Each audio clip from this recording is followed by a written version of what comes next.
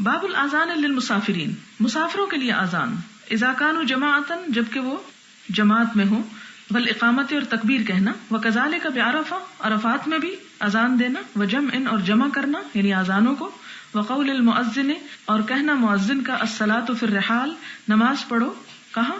اپنے گھروں پر، فی اللیلۃ الباردۃ، سرد رات میں، او المطیرۃ یا بارش والی رات میں۔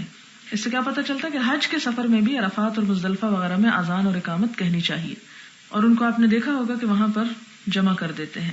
حدثنا مسلم بن ابراہیم قال حدثنا شعبۃ عن المہاجر بن ابی الحسن عن زید بن وہب عن ابی ذر قال كنا مع النبي صلی اللہ علیہ وسلم فی سفر، وہ کہتے ہیں کہ ہم حضور صلی اللہ علیہ وسلم کے ساتھ تھے سفر میں، فاراد المؤذن، تو ارادہ کیا مؤذن نے کس بات کا؟ ان یؤذن، کہ اذان دے، فقال له ابرد، تو آپ نے اس سے کہا ٹھنڈا کرو، ثم اراد ان یؤذن، پھر اذان دینا چاہیے اس نے، فقال له ابرد، آپ نے کہا ٹھنڈا کرو، ثم اراد ان یؤذن فقال له ابرد، پھر اس نے اذان دینا چاہیے تو آپ نے فرمایا ٹھہر جاؤ، ٹھنڈا کرو، حتی صاب الظل الطلول، یہاں تک کہ برابر ہو گیا سایہ ٹیلوں کے، یعنی درمیان کا وقت آ گیا۔ فقال النبی صلی اللہ علیہ وسلم ان شدت الحر من فیہ جہنم، کہ آپ صلی اللہ علیہ وسلم نے فرمایا کہ گرمی کی شدت جو ہے یہ جہنم کی بھاپ ہے۔ حدثنا محمد بن یوسف قال حدثنا سفیان عن خالد الحذاء عن ابی قلابہ عن مالک بن الحویرث قال اتى رجلان النبی صلی اللہ علیہ وسلم یریدان السفر، دو لوگ حضور صلی اللہ علیہ وسلم کے پاس آئے اور وہ سفر کرنا چاہتے تھے، فقال النبی صلی اللہ علیہ وسلم، تو آپ صلی اللہ علیہ وسلم نے فرمایا اذا انتما خرجتما، جب تم دونوں نکلو، فاذنا، تو اذان دو، ثم اقیما، پھر تکبیر کہو، ثم لیؤمکما اکبرکما، پھر امامت کرے تم دونوں میں سے جو بڑا ہو تم دونوں میں سے، یعنی دو لوگ ہوں تو بھی اذان دی جائے، تو بھی تکبیر کہی جائے، تو بھی جماعت کی جائے، اور اس میں امامت عمر میں بڑا شخص کروائے۔ حدثنا محمد بن المثنى قال حدثنا عبد الوهاب قال حدثنا ایوب عن ابی قلابہ قال حدثنا مالک قال اتینا الی النبی صلی اللہ علیہ وسلم، مالک کہتے ہیں کہ ہم حضور صلی اللہ علیہ وسلم کے پاس آئے، ونحن شببۃ، اور ہم نوجوان تھے، شاب کی جمع شببہ، جیسے طالب کی جمع طلبہ، متقاربون، ہم سن تھے، متقارب یعنی ایک دوسرے سے قریب تھے، یعنی ایک ہی جیسے تھے، فاقمنا عنده 20 یوما ولیلۃ، تو ہم آپ صلی اللہ علیہ وسلم کے پاس 20 دن راتیں ٹھہرے، وکان رسول اللہ صلی اللہ علیہ وسلم رحیما رفیقا فلما ظن انا قد اشتہینا اہلنا، جب آپ نے دیکھا کہ ہم اپنے گھر والوں کے لیے خواہش مند ہو گئے ہیں، او قد اشتقنا، یا ہم شوق رکھتے ہیں، سألنا، تو آپ نے ہم سے پوچھا، امن ترکنا بعدنا، کہ ہم پیچھے کس کس کو چھوڑ کے آئے ہیں، یعنی ہمارے پیچھے گھروں میں کون کون سے رشتہ دار ہیں جن کے لیے اب تم اداس ہو رہے ہو، فاخبرناہ، تو ہم نے آپ کو خبر دی، قال ارجعوا الی اہلیکم، تو آپ نے فرمایا جاؤ اپنے گھر والوں کے پاس واپس لوٹ جاؤ، فاقیموا فیہم، ان کے درمیان قیام کرو، وعلموہم، انہیں سکھاؤ، ومروہم، اور انہیں حکم دو، وذکر اشیاء، اور کچھ چیزوں کا ذکر کیا، احفظھا او لا احفظھا، کچھ اس میں سے مجھے یاد ہے اور کچھ یاد نہیں ہے، وصلوا کما رأیتمونی اصلی، اور آپ نے یہ بھی فرمایا کہ نماز ایسے ہی پڑھنا جس طرح مجھے نماز پڑھتے تم نے دیکھا ہے، فإذا حضرت الصلاۃ، پھر جب نماز کا وقت حاضر ہو جائے، فلیؤذن لکم احدکم، تو تم میں سے ایک اذان کہے، ولیؤمکم اکبرکم، اور چاہیے کہ تم میں سے جو بڑا ہو وہ کیا کرے؟ امامت کرائے۔ حدثنا مسدد قال اخبرنا يحيى عن عبيد الله بن عمر قال حدثني نافع قال اذن ابن عمر في ليلة باردة بزجنان، حضرت ابن عمر نے ایک دفعہ ٹھنڈی رات میں زجنان کی وادی میں کیا کیا؟ اذان دی، ثم قال، پھر کہنے لگے، صلوا فی رحالکم، یہ کہنے کے بجائے کہ حی علی الصلاۃ کیا کہا؟ اپنے گھروں پر ہی نماز پڑھ لو۔ واخبرنا ان رسول اللہ صلی اللہ علیہ وسلم کان یأمر مؤذنا یؤذن، اور پھر انہوں نے ہمیں بتایا کہ حضور صلی اللہ علیہ وسلم حکم دیتے تھے مؤذن کو کہ اذان دے، ثم یقول، پھر فرماتے، علی اثرہ، اس کے پیچھے ہی، الا صلوا فی الرحال فی اللیلۃ الباردۃ او المطیرۃ فی السفر، کہ اس کو کیا کہتے ہیں کہ آخر میں یہ بھی کہہ دو کہ لوگوں اپنے اپنے ٹھکانوں میں نماز پڑھ لو، سردی یا بارش کی رات میں سفر میں ایسا کیا کرتے تھے۔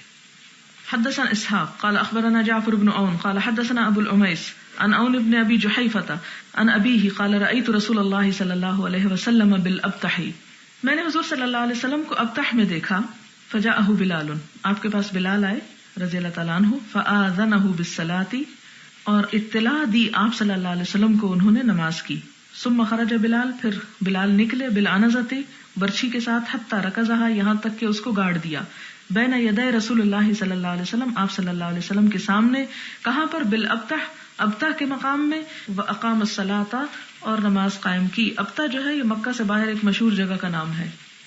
بابن هل يتتبع المؤذن فاه ها هنا وها هنا، کیا موڑ سکتا ہے مؤذن اپنا منہ ادھر اور ادھر؟ یعنی اذان دیتے وقت کیا مؤذن کو صرف ایک ہی ڈائریکشن میں دیکھنا چاہیے جیسے نماز میں ہوتا ہے، یا دائیں بائیں دیکھ سکتا ہے؟ وهل يلتفت في الاذان، اور کیا اذان میں التفات کر سکتا ہے؟ التفات ہوتا ہے یعنی نماز یا اذان کے وقت ادھر ادھر دیکھنا. نماز میں تو اس کی اجازت نہیں، لیکن اذان کے دیکھتے ہیں کیا کہتے ہیں. وَيُذْكَرُ عَنْ بِلَالٍ، اور حضرت بلال سے ذکر کیا جاتا ہے أَنَّهُ جَعَلَ إِصْبَعَيْهِ فِي أُذُنَيْهِ، کہ انہوں نے اپنی دونوں انگلیاں اپنے کانوں میں ڈال لی.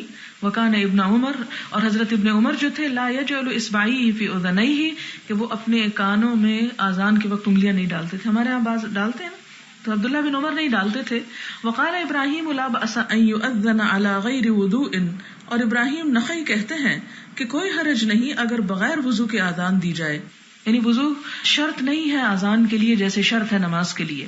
وقال عطا، اور عطا کہتے ہیں الوضوء حق و سنت، کہ وضو ضروری ہے اور سنت ہے، یعنی ان کے نزدیک مکروہ ہے اذان دینا بغیر وضو کے. وقالت عائشہ، اور حضرت عائشہ کہتی ہیں کان نبی صلی اللہ علیہ وسلم یذکر اللہ علی کل احیانہ، کہ نبی صلی اللہ علیہ وسلم ہر وقت یعنی ہر حالت میں اللہ کا ذکر کر لیا کرتے تھے. کل احیانہ سے مراد کیا ہے؟ جنابت کی حالت میں بھی تسبیح وغیرہ جو دل میں انسان پڑھتا ہے زبان سے، جو چیزیں یاد ہوتی ہیں وہ ذکر کر سکتے ہیں. جیسے پیچھے بھی ذکر ہو چکا کہ اگر صبح کے وقت انسان جنابت کی حالت میں بیدار ہو تو وہ دعا جو ہے صبح اٹھنے کی وہ پڑھ سکتا ہے، باتھ روم جانے کے لیے پڑھ سکتا ہے، نکل کے پڑھ سکتا ہے، تو یہ اللہ کا ذکر ہی شمار ہوتے ہیں. تو ایسے مسنون اذکار جو ہیں وہ کیے جا سکتے ہیں. حدثنا محمد بن یوسف قال حدثنا سفیان عن عون بن ابی جحیفۃ عن ابیہ انہ رأى بلالا یؤذن فجعلت اتتبع فاه ها هنا وها هنا بالاذان. ابو جحیفہ کہتے ہیں کہ انہوں نے بلال کو آزان دیتے دیکھا. وہ کہتے ہیں کہ میں بھی ان کے ساتھ ادھر ادھر آزان میں منہ پھیرنے لگا. یعنی حضرت بلال جب آزان دیتے تھے تو آزان دیتے وقت جیسے ایک دفعہ ادھر اللہ اکبر دوسری دفعہ ادھر کر لیتے تاکہ ادھر کے لوگ بھی سن لیں ادھر کے بھی سن لیں.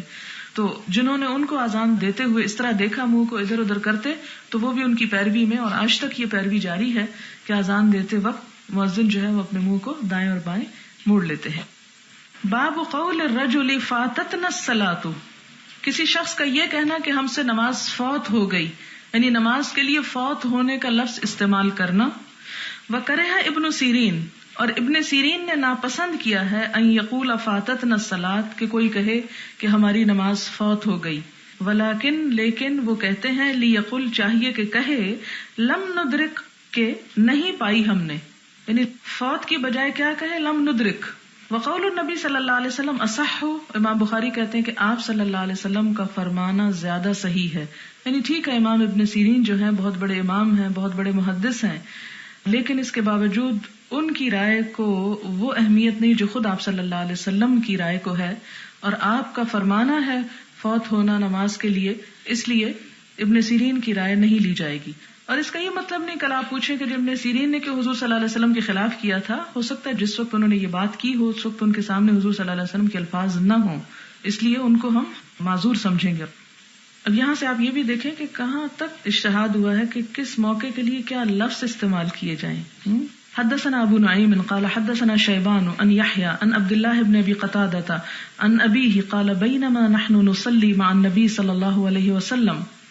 قتادہ کہتے ہیں کہ اس دوران کہ ہم حضور صلی اللہ علیہ وسلم کے ساتھ نماز پڑھ رہے تھے، اس سمع، جب آپ نے سنا، جلبت الرجال، جلبہ کا لفظی معنی ہوتا ہے جیم لام بے، ایک جگہ سے کسی چیز کو دوسری جگہ لے جانا. جلب کھینچنے کے لیے بھی آتا ہے، تو چلنے کی آواز کے لیے استعمال ہوتا ہے، دوڑنے کی آواز. جلبت الرجال، لوگوں کے دوڑنے کی آواز سنی آپ نے نماز میں. فلما صلی، تو آپ جب نماز پڑھ چکے، قال ما شأنکم، آپ نے فرمایا کیا معاملہ ہے تمہارا، یہ کیا آواز تھی. قالوا استعجلنا الى الصلاۃ، لوگ کہنے لگے کہ ہم نے جلدی کی نماز کی طرف. قال فلا تفعلوا، آپ نے فرمایا ایسا نہ کرنا، یعنی دوڑ دوڑ کے نماز کی طرف مت آؤ شور مچاتے. اذا اتیتم الصلاۃ، جب تم نماز کے لیے آؤ، فعلیکم بالسکینۃ، تو لازم ہے تم پر سکینت یعنی اطمینان. فما ادرکتم فصلوا، تو جو تم پالو وہ پڑھ لو یعنی امام کے ساتھ. وما فاتکم، اور جو فوت ہو جائے تم سے، فاتموا، تو اس کو بعد میں پورا کر لو، تمام کر لو. بابن ما ادرکتم فصلوا وما فاتکم فاتموا، قالہ ابو قتادہ عن النبی صلی اللہ علیہ وسلم. یہ وہی حدیث ہے، اس کو ذرا سے الفاظ کی تبدیلی کے ساتھ پڑھ دوں گی صرف. حدثنا آدم قال حدثنا ابن ابی ذئب قال حدثنا الزہری عن سعید بن المسیب عن ابی ہریرہ عن النبی صلی اللہ علیہ وسلم عن الزہری عن ابی سلمہ عن ابی ہریرہ عن النبی صلی اللہ علیہ وسلم قال اذا سمعتم الاقامۃ فامشوا الی الصلاۃ، جب اقامت سنو تو نماز کی طرف چل کر جاؤ، مشی. وعلیکم بالسکینۃ والوقار، سکینت اور وقار کا لحاظ رکھو. ولا تسرعوا، جلدی مت کرو. فما ادرکتم فصلوا وما فاتکم فاتموا. باب متى یقوم الناس، کب کھڑے ہوا کریں لوگ. اذا رأوا الامام عند الاقامہ، جب دیکھ لیں امام کو تکبیر کے پاس، یعنی کس وقت مثلا نماز پڑھی، سنتیں پڑھی، لوگ بیٹھ گئے، تکبیر کا انتظار کر رہے ہیں، اب تکبیر ہو رہی ہے تو کیا تکبیر شروع ہوتے ہی کھڑے ہو جائیں، یا قد قامت الصلاۃ پہ کھڑے ہوں، یا جب امام اللہ اکبر کہنے لگے تو کھڑے ہوں، کب کھڑے ہوں.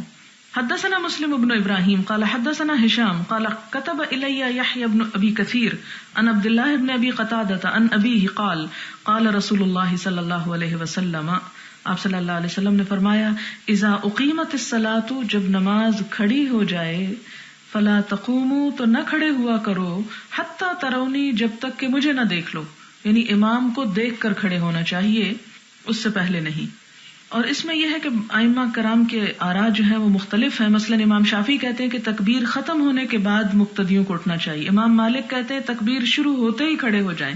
امام ابو حنیفہ کہتے ہیں جب مؤذن حی علی الصلاۃ کہے اور جب مؤذن قد قامت الصلاۃ کہے تو امام نماز شروع کر دے، اللہ اکبر کہہ دے. اور امام احمد بن حنبل کہتے ہیں کہ حی علی الصلاۃ پر اٹھے.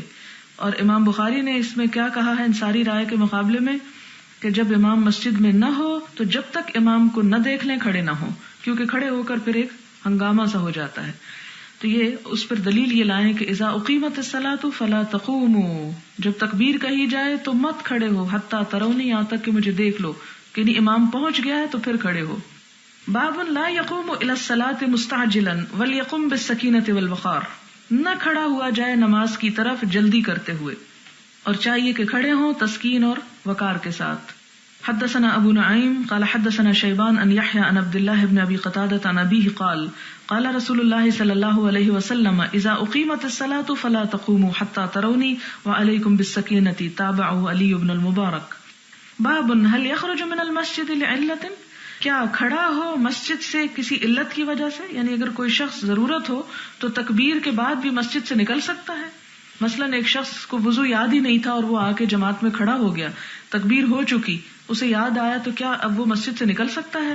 حدثنا عبد العزیز بن عبد اللہ قال حدثنا ابراہیم بن سعد عن صالح بن کیسان عن ابن شہاب عن ابی سلمہ عن ابی ہریرہ ان رسول اللہ صلی اللہ علیہ وسلم خرج وقد اقیمت الصلاۃ وعدلت الصفوف حتى اذا قام في مصلاه. یہ پیچھے حدیث گزر چکی ہے کہ ایک دفعہ آپ صلی اللہ علیہ وسلم نکلے، تکبیر کہہ دی گئی نماز کے لیے، صفیں برابر کر دی گئی، یہاں تک کہ جب آپ اپنے جائے نماز پہ اپنی نماز پڑھانے کی جگہ پر آ گئے، کھڑے ہو گئے. انتظرنا، ہم انتظار کرنے لگے، ان یکبرا، کہ تکبیر کہی جائے، انصرفا، آپ چل دیے، یعنی آپ وہاں سے ہٹ گئے. قالا، کہا، علی مکانکم، آپ نے کیا فرمایا کہ اپنی جگہ کھڑے ہو جاؤ. فمکثنا علی ہیئتنا، تو ہم ٹھہرے رہے اپنی حالت پر، یعنی اسی طرح ہم کھڑے رہے. حتی خرج الینا، یہاں تک کہ آپ ہماری طرف آئے. ینطف رأسہ ماء، کہ آپ کے سر سے پانی ٹپک رہا تھا. وقد اغتسل، اور آپ غسل کر کے آئے تھے. یعنی اس سے کیا پتہ چلتا ہے کہ جس کا وضو نہ ہو یا جسے نہانے کی ضرورت ہو اور وہاں پہنچ کر یاد آئے تو وہ وہاں سے نکل جائے اور پھر واپس لوٹ آئے. بابن، کہ اذا، جب، قالا، کہے، الامام، امام، مکانکم، اپنی جگہ ٹھہرے رہو، حتی رجع، یہاں تک کہ وہ لوٹ آئے، انتظروہ، تو اس کا انتظار کریں یا اس کا انتظار کیا انہوں نے. مراد یہ ہے کہ اگر امام کسی ضروری کام سے نماز کو چھوڑ کر جبکہ سب کھڑی ہو چکی ہو کہیں اور جا کے واپس آئے تو انتظار کرنا چاہیے، یہ نہیں کہ کہیں کہ اچھا وہ چلا گیا تو ہم خود ہی نماز کر لیتے. حدثنا اسحاق قال حدثنا محمد بن یوسف قال حدثنا الاوزاعی عن الزہری عن ابی سلمۃ ابن عبد الرحمن عن ابی ہریرہ قال اقیمت الصلاۃ فصوى الناس صفوفهم فخرج رسول اللہ صلی اللہ علیہ وسلم فتقدم وهو جنب ثم قال على مكانكم فرجع فاغتسل ثم خرج ورأسه يقطر ماء فصلى بهم. وہی حدیث ہے جو پیچھے ہو چکی. اس میں یہ بھی کہا گیا کہ اگر تو تکبیر ہو چکی ہے تو پھر لوگ کھڑے ہو کر انتظار کریں، اور اگر تکبیر نہیں ہوئی بیٹھے ہیں تو بیٹھے ہی رہیں جب تک امام واپس نہ آ جائے. باب قول الرجل للنبی صلی اللہ علیہ وسلم ما صلینا. قول الرجل ایک شخص کا کہنا نبی صلی اللہ علیہ وسلم کو کہ ما صلینا ہم نے نماز نہیں پڑھی، تو اس میں کوئی حرج نہیں. حدثنا ابو نعیم قال حدثنا شیبان ان یحیی قال سمعت ابا سلمہ یقول اخبرنا جابر بن عبد اللہ ان النبی صلی اللہ علیہ وسلم جاءه عمر بن الخطاب یوم الخندق. یہ حدیث پیچھے گزر چکی ہے. فقال یا رسول اللہ واللہ ما کدت ان اصلی حتى كادت الشمس تغرب وذلك بعدما افطر الصائم. فقال النبي صلى الله عليه وسلم والله ما صليتها. فنزل النبي صلى الله عليه وسلم الى بطحان وانا معه فتودأ ثم صلى العصر بعدما غربت الشمس ثم صلى بعدها المغرب. باب الامام تعرض له الحاجة بعد الاقامة. باب الامام کے امام تعرض پیش آ جائے لہو اس کو الحاجت کوئی ضرورت بعد الاقامت تکبیر کہنے کے بعد، یعنی تکبیر ہو چکی اب امام کو کوئی کام یاد آ گیا ضروری، تو اب کیا اس دوران وہ وہاں سے ہٹ سکتا ہے یا نہیں ہٹ سکتا. حدثنا ابو معمر عبد الله بن عمرو قال حدثنا عبد الوارث قال حدثنا عبد العزيز بن صہیب عن انس قال اقیمت الصلاۃ. تکبیر کہہ دی گئی نماز کے لیے. والنبی صلی اللہ علیہ وسلم یناجی رجلا، اور نبی صلی اللہ علیہ وسلم ایک شخص سے سرگوشیاں کر رہے تھے، یعنی کوئی چپ کے وہ کوئی بات کہہ رہا تھا آپ سے. فی جانب المسجد، مسجد کے کنارے میں. فما قام الی الصلاۃ حتی نام القوم، تو نہ آپ نماز کی طرف تشریف لائے یہاں تک کہ لوگ سو گئے. یعنی تکبیر اور نماز کے درمیان اتنا وقفہ بھی پڑا بوقت ضرورت. ہو سکتا ہے اس شخص کی کوئی بہت مجبوری ہو اور وہ بہت ضروری بات کرنا چاہتا ہو. بعض اوقات لشکروں کے آنے کی، حملہ آوروں کی کوئی ضروری باتیں بھی ہوتی تھی. اس میں آپ ایک بات کا لحاظ رکھیں کہ جب یہ اوپر سوال آتا ہے تو بعض اوقات ہماری عقل پہلے سے ڈیسیژن لے لیتی کہ ہاں نہیں یہ ایسا تو کرنا جائز ہے یا نہیں جائز، تو پھر اس کے بعد کمپیئر کیا کریں کہ بعض اوقات بات بالکل الٹ ہوتی ہے. اس سے اندازہ لگائیں اگر دین ہماری عقل پر منحصر ہوتا تو ہم دین میں اتنی سختیاں پیدا کر دیتے، اتنا مشکل اس کو کر دیتے کہ ہر چیز ناجائز ہوتی ہمارے ہاں. لیکن اسلام کی یہ وسعت ہے کہ اس میں ایک ڈسپلن ضرور ہے، لیکن جہاں کہیں ایسی ضرورت پیش آئی اس سے اہم تو وہاں پر رخصت اور سہولت بھی دی گئی. سوال، حدیث میں آتا ہے کہ آپ نے عصر کی قضا نماز سورج ڈوبنے کے بعد پڑھی اور پھر مغرب کی نماز پڑھی، تو کیا عصر کی نماز پڑھتے ہوئے مغرب کا وقت نکل نہ گیا ہوگا؟ جبکہ آپ کی قرات بھی لمبی ہوا کرتی تھی، اور اگر مغرب کا وقت کم رہ جائے تو پہلے مغرب اور بعد میں عصر نہیں پڑھ سکتے. اگر تو ایسا ہو کہ عصر اور مغرب دو قضا ہو گئی اور عشاء سے پہلے آپ پڑھ رہے تو پہلے عصر پڑھیں اور پھر مغرب پڑھیں. لیکن اگر آپ کی جیسے عصر قضا ہو چکی ہے اور مغرب کا وقت آ گیا تو پہلے مغرب کی نماز پڑھ لیں تاکہ وہ افضل وقت میں پڑھی جائے، اور اس کے بعد آپ عصر پڑھ لیں. اور اس میں یہ بھی ہے کہ ضروری نہیں کہ آپ قضا میں اتنی لمبی قرات کریں کہ جو اصل وقت ہے وہ نماز کا چلا ہی جائے. قضا نمازوں کے بارے میں مختلف کتب میں پڑھنے کو آیا ہے. اس کے علاوہ ریڈیو پر مسائل کا جواب دیتے ہوئے یہ سنا ہے کہ ان قضا نمازوں کا لوٹانا ضروری ہے، جبکہ آپ کہتی ہیں کہ ضروری نہیں. تو اس کی تردید کے لیے ہم کیا سند بتائیں کہ کس سے یہ معلوم ہوا کہ ان کا لوٹانا ضروری نہیں ہے اور توبہ استغفار کافی ہے؟ بات یہ ہے کہ حضور صلی اللہ علیہ وسلم کے زمانے میں ایسی کوئی ایک بھی مثال نہیں ملتی کہ جس میں ایسی بات سامنے آئی ہو کہ کسی صحابی نے 1 سال تک نمازیں غفلت سے نہ پڑھی ہوں یا 5 سال نہ پڑھی ہوں. اس دور میں زیادہ سے زیادہ جو ہمیں مثال ملتی ہے وہ یہ کہ جنگ کی وجہ سے یا کسی خاص مجبوری سے یا سوتے رہ جانے کی وجہ سے 1 آدھ نماز قضا ہو گئی. اب وہ کب پڑھی گئی؟ فوراً ہی پڑھ لی گئی، حتیٰ کہ اگلی نماز سے بھی پہلے ادا کر لی گئی. اسی طرح آپ نے یہ بھی بتایا کہ اگر کوئی شخص بھول جائے تو جب اس کو یاد آئے تو وہ اس نماز کو ادا کر لے، جب بھی یاد آئے. تو اس سے ہمیں یہ پتا چلتا ہے کہ وہ ایک نماز کی قضا تو ملتی ہے، لیکن اگر ایک شخص مسلمان گھر میں تو پیدا ہوا لیکن مسلمان ہونے کا مطلب اس کو معلوم نہیں تھا اور غفلت سے کئی سالوں کی نمازیں ترک کیے رکھی.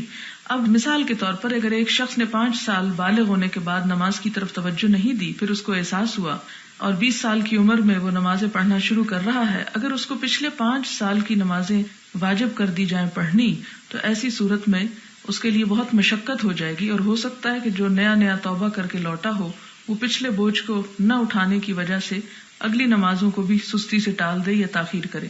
اس میں امام ابن تیمیہ کا فتویٰ ہے، یہ میرا فتویٰ نہیں، امام ابن تیمیہ کی سند سے آپ یہ بات کر سکتے ہیں کہ انہوں نے بہت دلائل دے کے یہ بات کہی، اور ان کا فتویٰ عربی میں لکھا ہوا موجود بھی ہے. انہوں نے یہ کہا ہے کہ کبائر کی جو معافی ہے وہ توبہ سے ہو جاتی ہے، اور اگر ایک کافر جب مسلمان ہوتا ہے تو توبہ سے اس کے پچھلے تمام گناہ معاف ہو سکتے ہیں، تو ایک مسلمان جب توبہ کرتا ہے تو پچھلے گناہ اس کے معاف کیوں نہیں ہو سکتے؟ اگر ہم یہ راستہ کھول دیں کہ پچھلی ساری نمازیں پڑھ لی جائیں تو اس سے لوگوں کے اندر قضا کر کے پڑھنے کی ایک عادت پیدا ہو جائے گی. لہٰذا نماز تو وقت کی پابندی کے ساتھ ہی پڑھنی چاہیے. اللہ تعالیٰ قرآن پاک میں فرماتے کہ ان تجتنبوا کبائر ما تنہون عنہ نکفر عنکم سیئاتکم، کہ اگر تم بڑے بڑے گناہوں سے بچتے رہو گے تو ہم تمہاری چھوٹی چھوٹی گناہوں سے درگزر کر لیں گے. تو نماز کا ترک کرنا کبیرہ گناہ ہے، تو اس میں توبہ ہوتی اس وقت ہے جب آئندہ انسان نہ چھوڑے، ورنہ شیطان یہ بھی دل میں ڈال سکتا ہے کہ اچھا وہ 5 سال کے اگر اب پڑھ لیے ہیں تو چلو سال اور چھوڑ دیتے ہیں، ایگزامز قریب ہیں، میڈیکل کا آخری سال ہے اس سال کی، پھر جب ہم پاس ہو جائیں گے اگلے سال پڑھنا شروع کر دیں گے. تو یہ طریقہ درست نہیں ہے.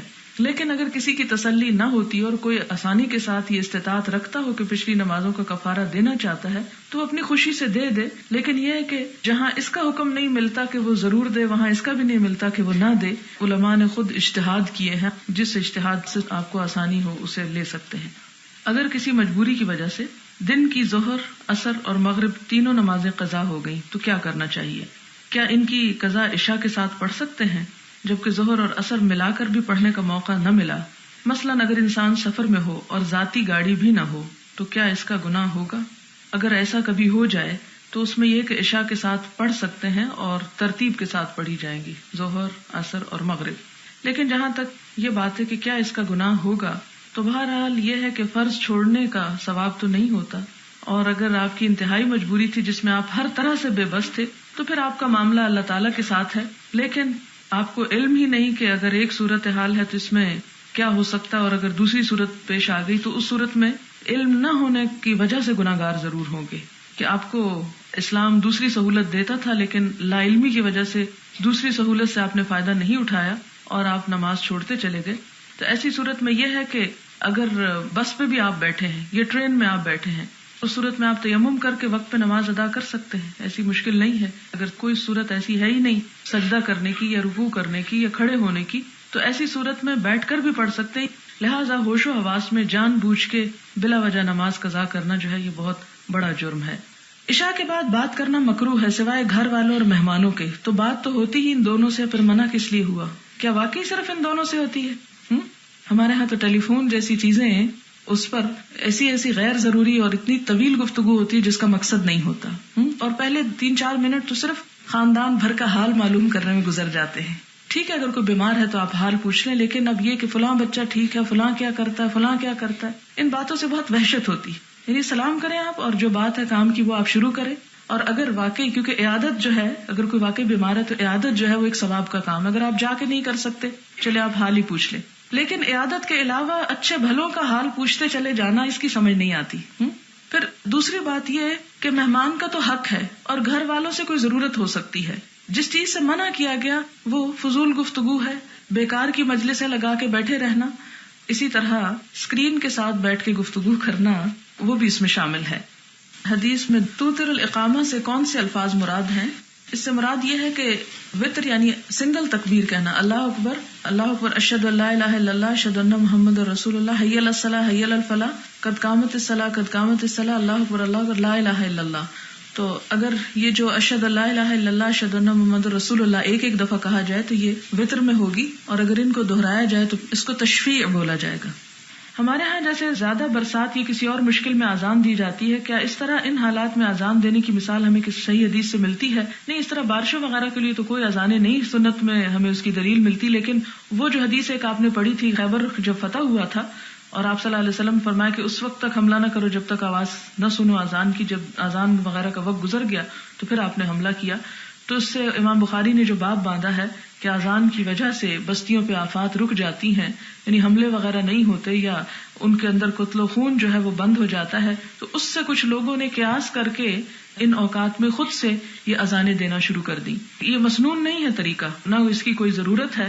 انسان اگر چھت پہ چڑھ کے اذان دینے کی بجائے کہیں چھپ کے رو دھو کے کچھ نفل پڑھ لے تو زیادہ بہتر ہے. اگلا سوال ہے، کیا پیریڈز کے دنوں میں اذان کا جواب دیا جا سکتا ہے؟ جی ہاں، دیا جا سکتا ہے. اس بات کو آپ اچھی طرح سمجھ لیں کہ ذکر وغیرہ جتنا بھی ہے وہ پیریڈز کے دنوں میں کیا جا سکتا ہے، صرف نماز اور طواف سے روکا گیا ہے. اب آپ دیکھیں کہ حج کے دنوں میں آپ صلی اللہ علیہ وسلم نے حضرت عائشہ کو کیا حکم دیا تھا کہ سب کچھ وہ کرو جو حاجی کرتے ہیں. اور حاجی سب سے پہلے کیا کرتے ہیں؟ حج کی ابتدا کس سے کرتے ہیں؟ لبیک سے. تو لبیک اللہم لبیک اور اسی طرح جو تلبیہ کے ساتھ جو تکبیریں ہیں منا میں جو پڑھی جاتی ہیں، ایام تشریق میں جو تکبیریں پڑھی جاتی ہیں، ان کے پڑھنے کی بھی اجازت ہے. تو آپ صلی اللہ علیہ وسلم نے ایک عام حکم فرمایا کہ تم وہ سب کچھ کرو جو حاجی کرتے سوائے اس کے کہ بیت اللہ کا طواف وہ نہ کرو. اور اس سے کیا ثابت ہوتا ہے کہ اس طرح کی تکبیریں اور اس طرح کا ذکر جو ہے اس کی اجازت ہے، اور اذان کا جواب بھی دیا جا سکتا ہے، وہ بھی اسی طرح کا ذکر ہے. آپ نے بتایا تھا کہ مجاہد کی میدان جنگ میں دعا قبول ہوتی ہے، اور دوسرے اذان کے بعد مجاہد کا کام اور مقام کی وجہ سے دعا کی قبولیت سمجھ میں آتی ہے. لیکن دوسرے موقع یعنی اذان کے بعد اتنی اہمیت کیوں ہے، یعنی وہ وقت کیوں اتنا امپورٹنٹ ہے کہ اس وقت بھی دعا قبول ہوتی ہے؟ اس کی وجہ یہ ہے کہ نماز جو ہے وہ بھی نفس کا جہاد ہے، اور جہاد سے کم تر کیفیت نہیں ہے. جب انسان اذان سنتا ہے اور کمٹ کر لیتا ہے کہ میں اللہ تعالیٰ آ رہا ہوں تیرے حضور، تو وہ کمٹمنٹ کا وقت جو ہے وہ بھی اللہ تعالیٰ کو بہت پسندیدہ ہے. تو جب بھی کسی ایسی اسٹیٹ آف مائنڈ میں ہوتا ہے بندہ اللہ کے ساتھ کہ جہاں وہ اس کی کسی پکار پہ لبیک کہہ رہا ہوتا ہے، تو وہ اس سے قرب کا وقت ہوتا ہے، اور قرب کے وقت میں اس کی دعا جو ہے وہ قبول ہوتی ہے. کیونکہ بہت سے لوگ ہم میں سے اذان سنتے ہیں لیکن نماز کے لیے نہیں جاتے، حتیٰ کہ اذان بھی نہیں سنتے پراپر طریقے سے، باتوں میں لگے رہتے ہیں گویا کہ کوئی ایسے ہی پکار رہا ہو. تو ان میں سے جو لوگ اپنے سب کام کاج چھوڑ کر، اپنی ساری دلچسپی اور مصروفیات چھوڑ کر اللہ سے وعدہ کرتے ہیں کہ یا اللہ ہم آ رہے ہیں آپ کے حضور جھکنے کے لیے، تو وہ وقت جو ہے وہ بھی قبولیت کا وقت ہوتا ہے. اگر قرآن لفظی ترجمہ اور تفسیر اور تجوید کے ساتھ پڑھایا جا رہا ہو، اگر اس دوران اذان ہو جائے تو کیا سبق روک کر پہلے اذان سننی چاہیے یا پھر پڑھانا جاری رکھنا چاہیے؟ اس میں یہ ہے کہ ہمارے ہاں چونکہ ایک اذان نہیں ہوتی، اذانیں ہوتی ہیں، اور اگر آپ ایک دفعہ سننا شروع کر دیں تو آدھی اذان سنیں گے اور آدھی ایک اور دخل ہو جائے گا اس کا، اور آپ 15 منٹ سبق روک کے بیٹھے رہیں گے اور یہ سلسلہ ختم نہیں ہوگا.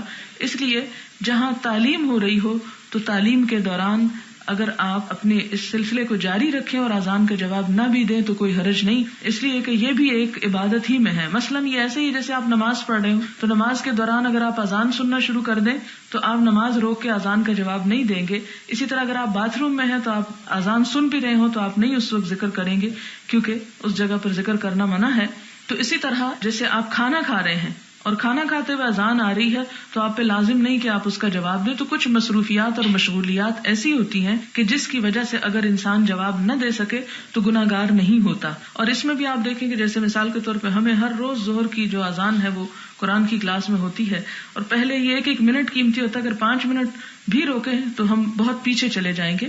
اس لیے آپ ظہر کی اگر جواب نہ دے سکیں تو باقی 4 کے ضرور دیا کریں، کم از کم 4 کے. جی ہاں، اس لیے 4 کہہ رہی ہوں کہ فجر بھی شامل ہے اس میں. وآخر دعوانا الحمدللہ رب العالمین. سبحانک اللہم وبحمدک نشہد ان لا الہ الا انت نستغفرک ونتوب الیک. والسلام علیکم ورحمۃ اللہ وبرکاتہ.